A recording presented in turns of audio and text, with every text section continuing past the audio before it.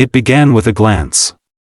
The tapas restaurant in Praia da Luz, Portugal, was alive with conversation. It was May 3, 2007, and the warm evening sunlight had given way to a soft, forgiving darkness. Families lingered at tables, laughter spilling over plates of food. The McCanns sat at their usual table, part of a group of friends, the adults talking quietly while keeping one eye on the children who slept just a few dozen meters away in apartment 5A. The apartment was small, modest. A living area, a kitchenette, and the bedroom where 3 children slept. Madeleine, 3 years old, in a single bed nearest the door. Her twin siblings together in the next bed. A window opened outward onto a pedestrian path, its shutter slightly raised to let in a gentle breeze. The resort was designed for comfort, not scrutiny. Doors were unlocked. Windows were open. Adults had developed a system of checks every 20 to 30 minutes. A glance, a pause, reassurance, then return. Safety had become predictable. Morning had been ordinary. Sunlight spilled across the resort, catching the waves as they lapped against the shore. Madeleine had eaten breakfast with her family, played briefly on the beach, collected shells, and laughed as the ocean spray tickled her face. The day had unfolded like any holiday should. Parents chatted with friends. Children explored small adventures under watchful eyes. At the tapas restaurant, the evening routine began. Conversation was light. The children slept, the adults laughed. At 9:05 p.m., a friend made the first check of the night. The children appeared asleep. Nothing seemed out of place. At 9:30 p.m., Madeleine's mother checked again. Still, nothing unusual. Everything followed the rhythm that had become second nature over the past week. Then, at 10 p.m., the rhythm shattered. The bedroom door opened wider than usual. The window was raised. The shutter lifted. Madeleine's bed was empty. Her twin siblings remained asleep, oblivious. In 30 minutes, or perhaps less, a child had vanished. The apartment offered no clues. No signs of forced entry. Nothing broken. The window could be raised from inside or outside. The ground below was low, the path outside public.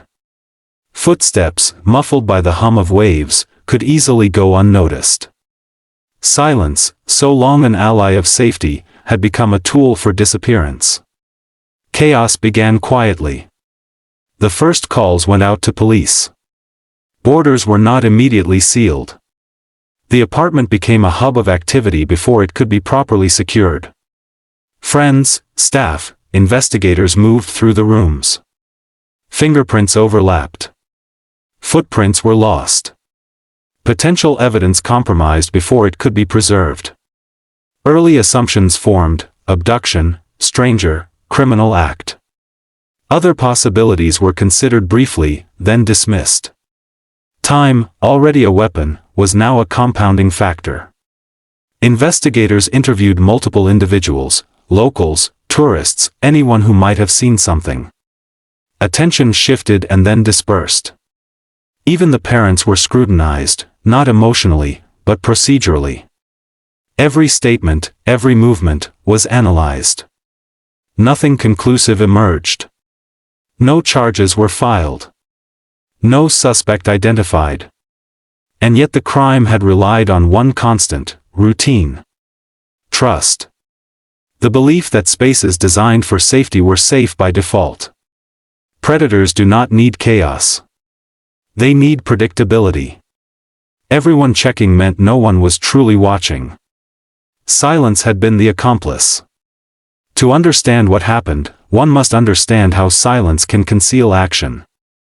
A door closes, a glance is taken, and yet a child can be removed without waking 2 others.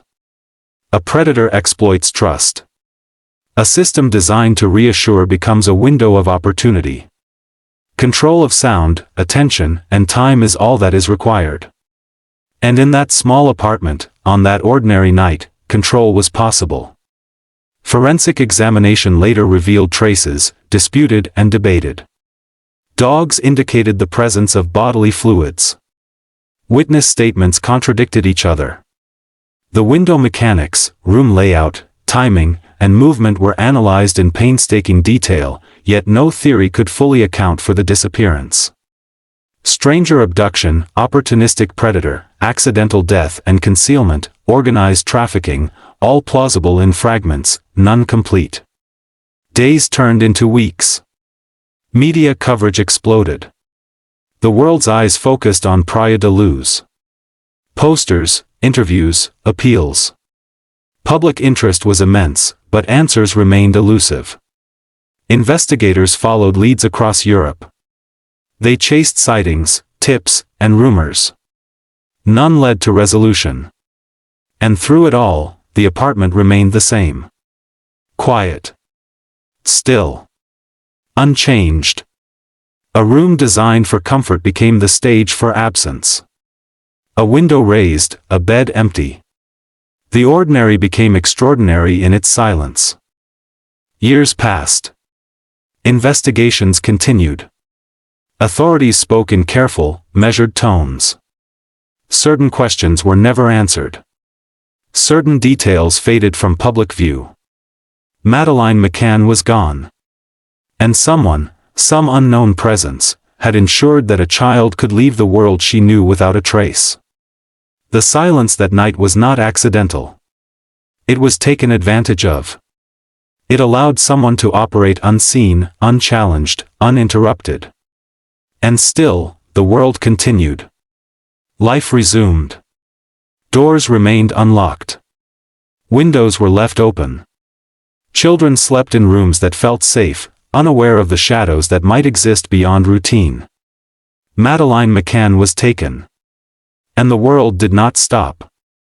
Sometimes, it does not even notice.